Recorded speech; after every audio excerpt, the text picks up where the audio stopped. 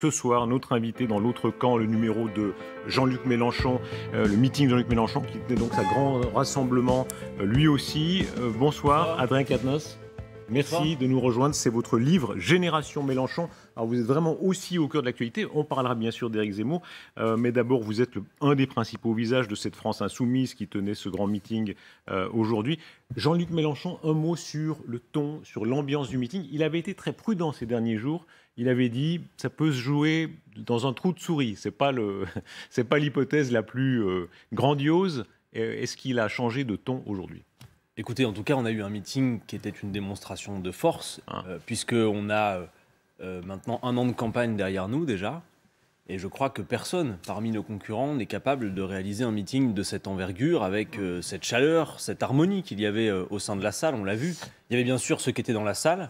Il y avait la salle d'à côté qui était pleine à craquer aussi, où il y avait l'écran géant, et des gens qui malheureusement s'excusent pas, ont dû rester dehors. Combien étiez-vous ? Au total, si on additionne les différentes salles, on avait 5000 personnes qui étaient présentes aujourd'hui à Paris pour ce meeting. Donc c'est une grande démonstration, et surtout, ce matin, nous avons initié ce Parlement de l'Union populaire, puisqu'on a expliqué que puisque l'union n'est pas possible au sommet entre l'état-major politique, compte tenu y compris de désaccords qu'il faut pouvoir discuter, traiter, on va voir les images. Eh bien, l'union va se faire à la base, avec le peuple, sur la base d'un programme, puisque quand même, Darius Rochebin, à 4 mois, je crois, maintenant, d'une élection présidentielle, il serait quand même mieux d'avoir un programme à présenter aux Français, un programme complet, détaillé. Il vaut mieux avoir un programme avant que l'élection se tienne. Il faut que tous les candidats en soient avertis. Mais beaucoup de candidats le disent, tous disent ça un peu des autres. Mais le sens de la formule de Jean-Luc Mélenchon sur Éric Zemmour, on va l'entendre dans un instant, sur Valérie Pécresse d'abord, écoutons sa déclaration. Depuis hier,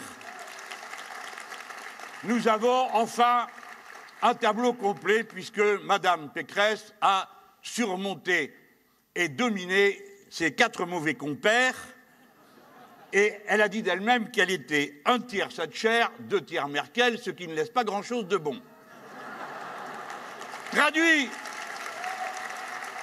en français,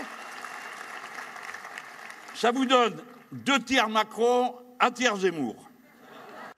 Adrien Quatennens, qu'incarne selon vous Valérie Pécresse quand on se représente la galerie historique de la droite? Alors c'est la première femme candidate de la droite, mais en dehors de ça, politiquement, après M. Fillon, M. Sarkozy, M. Chirac, qu'est-ce qu'elle incarne exactement? Une forme de continuité, mais une droite dure, il faut le rappeler. Moi, Valérie Pécresse, je me souviens, une des premières batailles politiques que j'ai menées, j'étais à l'époque en faculté, c'était l'autonomie des universités, dont on voit le résultat aujourd'hui.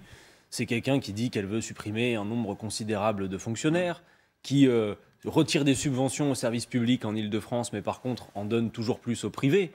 Surtout, ce qu'il faut dire, c'est que dans cette, on ne peut pas l'appeler une primaire, mais dans ce congrès de la droite, il n'y a pas eu un candidat capable d'attraper finalement le drapeau peut-être chiracien, qui lui assumait un fossé. Où est la trahison, d'après vous, de Chirac, s'il y en a une? En tout cas, ce qu'il y a de sûr, c'est que Jacques Chirac, même si j'étais en désaccord total avec sa politique, ça va sans dire, assumer l'idée qu'il y avait un fossé entre la droite républicaine et l'extrême droite. Et que si d'aventure le fossé venait à se boucher, il fallait remettre quelques pelletés pour bien se séparer. Là, on a eu des débats, que moi j'ai suivis avec attention, où finalement tout le monde sautait à la corde sur les thèmes notamment de M. Zemmour. Si c'est vrai, est-ce que ça n'a pas été aussi votre erreur? Jean-Luc Mélenchon a débattu avec Éric Zemmour, ce que Jacques Chirac refusait toujours quand il s'agit de Marine Le Pen. Est-ce que c'était une erreur? J'y viens et je ne crois pas du tout que c'est une erreur. D'abord, je voudrais vous dire, vous savez, nous, on occupe beaucoup de notre campagne, ça passe sous les radars, parce que vous, c'est normal, vous commentez les gros événements, et il y en a, et nous en faisons.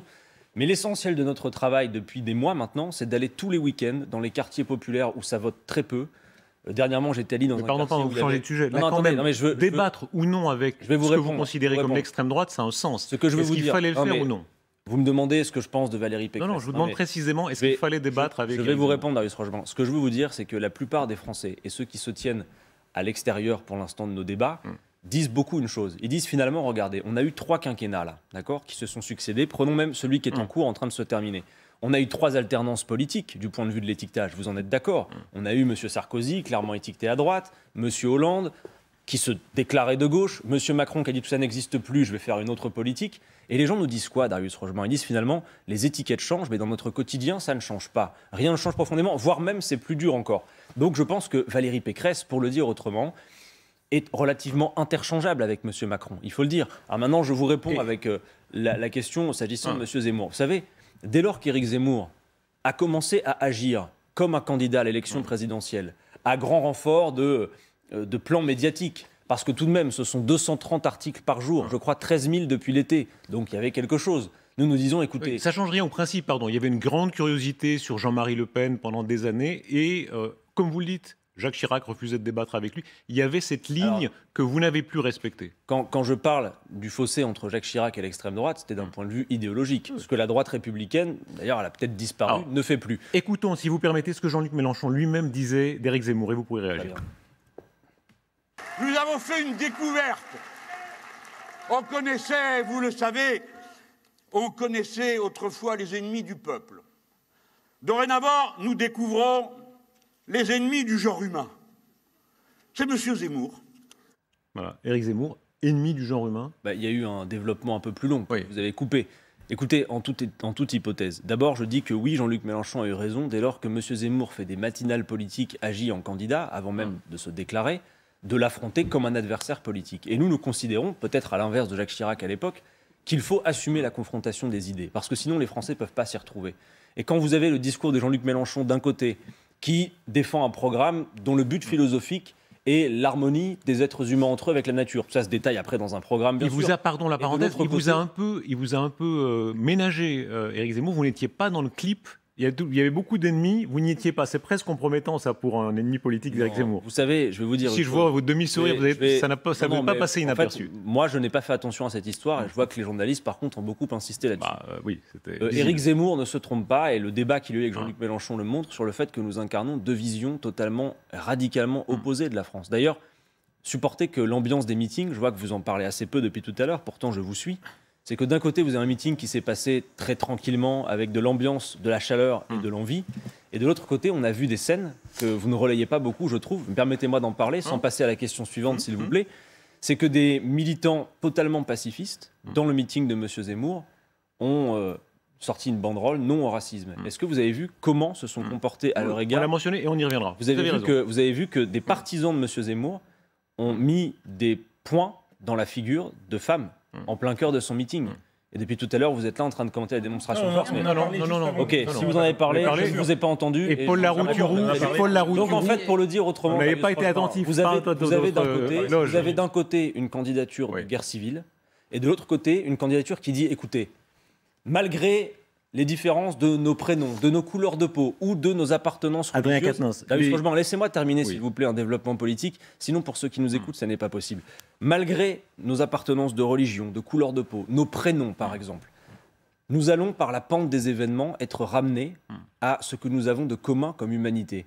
Le changement climatique ne va pas se soucier de savoir si vous vous appelez Corinne ou Mohamed pour savoir si vous avez besoin de faire cause commune. Et c'est cela que nous incarnons. Et voyez-vous, aujourd'hui, j'estime que, bien évidemment, ce meeting que nous avons fait est une démonstration de force, mais le fait que ce matin, 200 personnalités, dont la moitié ne sont pas membres de la France Insoumise, décident de dire maintenant, l'élection présidentielle, c'est demain, on se regroupe derrière la candidature la plus capable d'accéder au second tour et de l'emporter, qui incarne autre chose qu'une droite libérale ou un choc des civilisations. Adrien Quatennens, ce que vous dites sur le nombre de gens, on les a vus, on peut le voir sur les images, effectivement, meeting très suivi, très populaire, c'est un fait.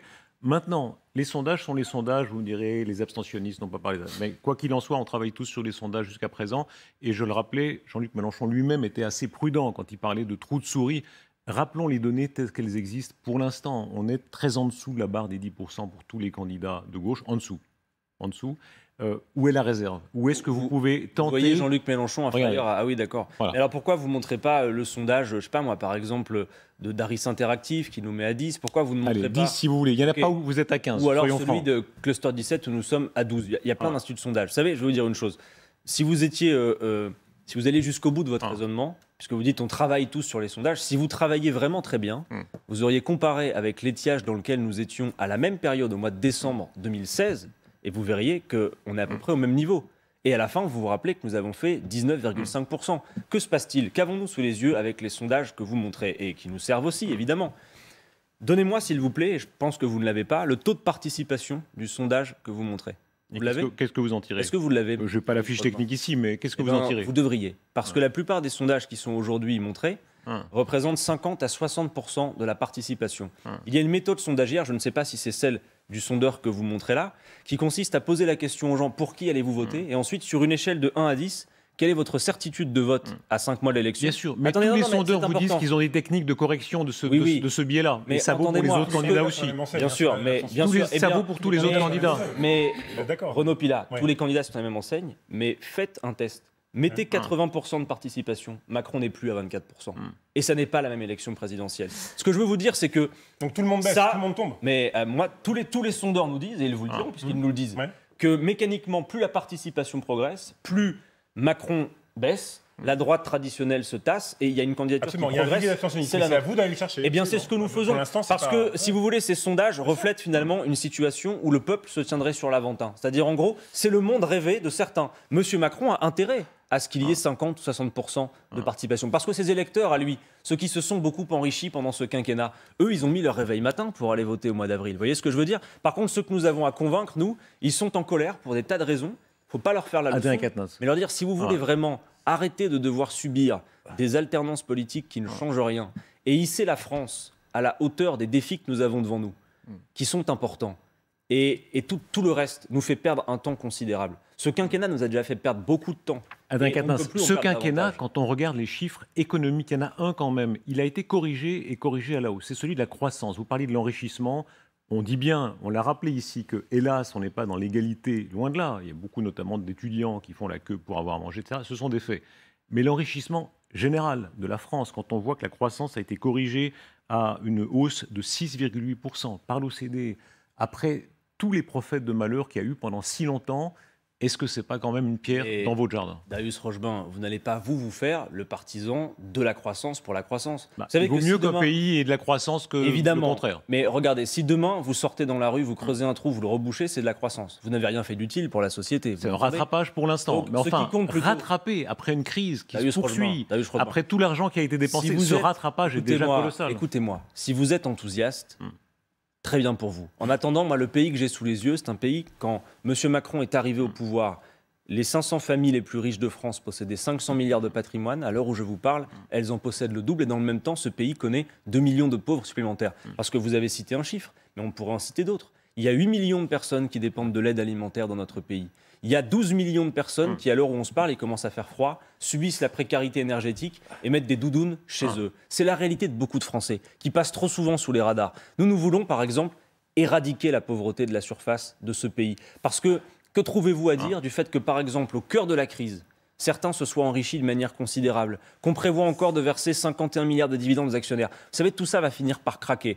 Rappelez-vous Adrien une Quatennens, chose, en c'est pas parce que attendant- les gilets jaunes sont plus nombreux aujourd'hui dans les boîtes à gants que sur les dos des manifestants dans les rues, que cette France-là a disparu. Elle souffre toujours, malheureusement trop souvent sous les radars. Elle cherche aussi une réponse. Et évidemment que la réponse, même avec un clip de campagne, avec une musique, la 7e de Beethoven, qui donne une ambiance de chaos, vous retirez cette musique de campagne du clip, vous avez là tous les caractéristiques techniques de ce qu'on appelle, en bon français, une caricature, c'est-à-dire des effets de zoom. Mais pourquoi M. Zemmour, dans son clip de campagne, ne dit pas aux Français qu'il a l'intention de les faire travailler plus longtemps? Pourquoi M. Zemmour, dans son clip de campagne, ne dit pas qu'il n'a aucunement l'intention Comment est-ce que vous le de mieux qualifiez, partager les Éric Zemmour, richesses? quand on voit les derniers développements, ceux de cette semaine encore, y compris sa vidéo?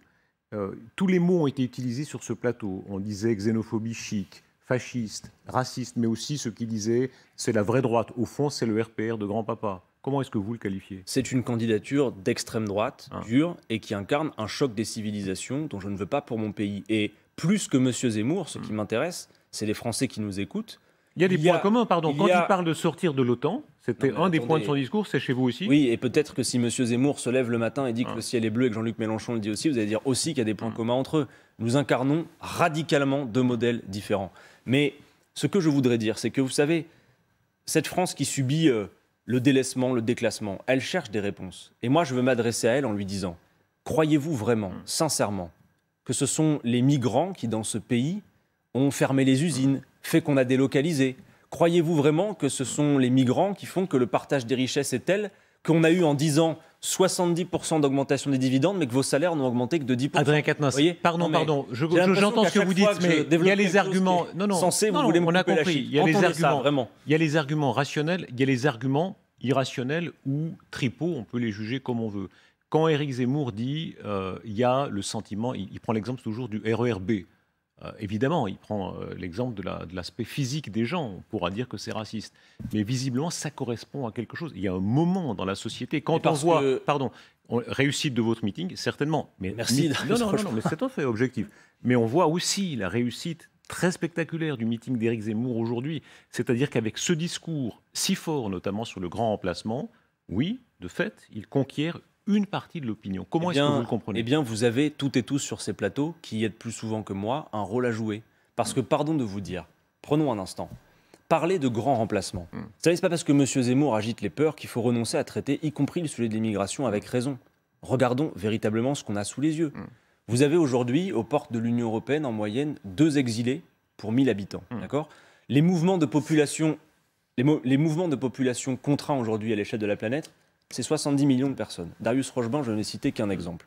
Le GIEC, qui a fait son rapport sur le climat, nous dit que d'ici à 2050, ce ne sont plus 70 millions de personnes, mais 250 millions de personnes qui n'ont pas, comme le croit peut-être M. Zemmour, vont avoir plaisir à quitter leur terre d'origine, mais ne vont pas avoir d'autre choix que de le faire. Et pourtant, un mot là-dessus encore, la réalité démographique... Non, mais ce que je veux dire, c'est important. Adrien Quatennens, la réalité démographique, oui, la démographie de l'Europe baisse, et oui, c'est un fait. On l'appelle comme on veut. S'il n'y avait pas un apport de l'immigration ou de personnes issues de l'immigration, la démographie baisserait. Oui. Et un certain nombre de vos concitoyens, considèrent ça comme une peur. Ça leur fait peur. Comment vous répondez à ça ? D'abord, il faut y répondre avec raison, et vous avez vraiment, j'insiste, un rôle à jouer. Parce que si on relaye les thèses de M. Zemmour sans y apporter un peu de contenu précis, chiffré, scientifique, sans dire comment on règle les questions. Vous savez, par exemple, sur la question de l'immigration, moi j'aimerais qu'on pose la question un jour à M. Zemmour sur un plateau, peut-être qu'on aurait l'occasion. Avez-vous remarqué comme à chaque fois, à Mme Le Pen et à M. Zemmour, on dit « mais comment vous évitez que les gens arrivent ?» On ne leur pose jamais la question qui me paraît essentielle et totalement absente du débat public. Comment faire pour permettre aux gens de ne pas avoir à quitter leur pays d'origine? Jamais on se la pose. C'est une plus grande affaire, disons. C'est plus compliqué que mettre un douanier à la frontière, évidemment. C'est plus compliqué, mais il va falloir s'y préparer. Parce que, regardez, que ce soit le changement climatique, les conflits internationaux dans lesquels nous avons un rôle à jouer. La France a une parole importante, écoutée à travers le monde. Les accords commerciaux inégaux qu'on continue à signer. Si vous voulez, j'insiste bien sur le fait qu'il faut réinjecter de la raison et de l'humanité dans tous ces débats, vraiment. Et dire aux gens que leurs problèmes quotidiens ne vont pas être réglés parce que M. Zemmour va chasser le migrant. Vous voyez ce que je veux dire? C'est le pouvoir d'achat, c'est l'emploi, c'est d'ailleurs les considérations qui sont hautement prioritaires pour les Français, auxquelles Jean-Luc Mélenchon répond très largement. Un mot personnel, c'est votre livre, Génération Mélenchon. Vous êtes la génération, quel âge avez-vous? Moi j'ai 31 ans. Voilà. Aujourd'hui, on voit que... Quel âge a Jean-Luc Mélenchon? 70. Voilà. Vous entendez, évidemment, il y a une partie des jeunes militants qui, en off, disent, voilà, il aurait été temps peut-être de passer la main. Vous savez, c'est une question... C'est un classique, l'âge du capitaine, mais enfin, ça vaut pour tout le monde. C'est une question qui est hautement politique. Pourquoi avons-nous pris cette décision?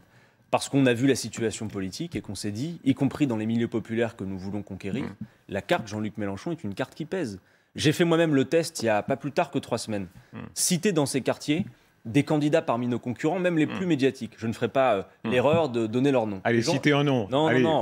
Quand on envoie une vacherie, il faut aller jusqu'au bout. Les gens ne les connaissent même pas. C'est une grande théorie de Renaud Pilat. En revanche, vous dites Mélenchon, non seulement on sait de qui on parle, mais qui plus est, on pour sait le meilleur aussi, ou pour le pire, ça c'est la notoriété. Souvent pour le meilleur dans ces quartiers que peut-être vous ne fréquentez pas tous les jours. Mais je fréquente tous les quartiers, ne vous inquiétez pas, tout à fait comme vous. Mais clairement, je vous l'assure, c'est l'incarnation d'un programme. Et d'ailleurs, vous savez, on ne demande pas aux gens de tomber amoureux d'un candidat, c'est pas le sujet.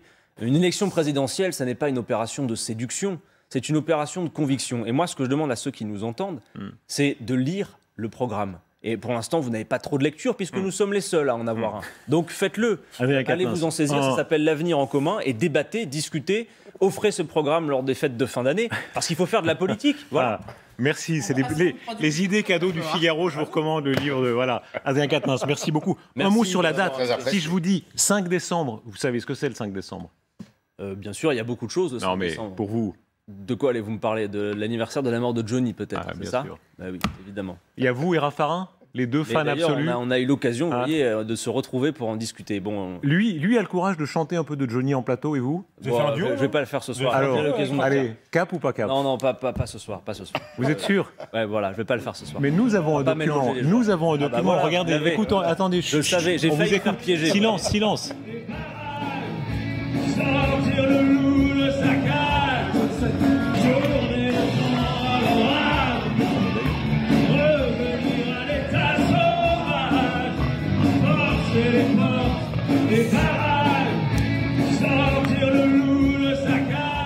Voilà, hommage à la mémoire de Johnny Hallyday. Ah, vous avez un cœur, une voix. Ben heureusement. Vous en doutiez. Merci beaucoup, Adrien Quatennens. Merci de Qu'est-ce qu'il m'avoir représente invité. pour vous, Johnny Hallyday, ces années Oh, après 4 ans C'est toute 4 ans mon enfance. C'est-à-dire, j'entends sa voix, j'ai l'impression d'entendre quelqu'un de ma famille. Ah. Voilà, tout simplement. Merci beaucoup d'avoir été avec nous ce Merci à soir vous de en m'avoir direct. invité.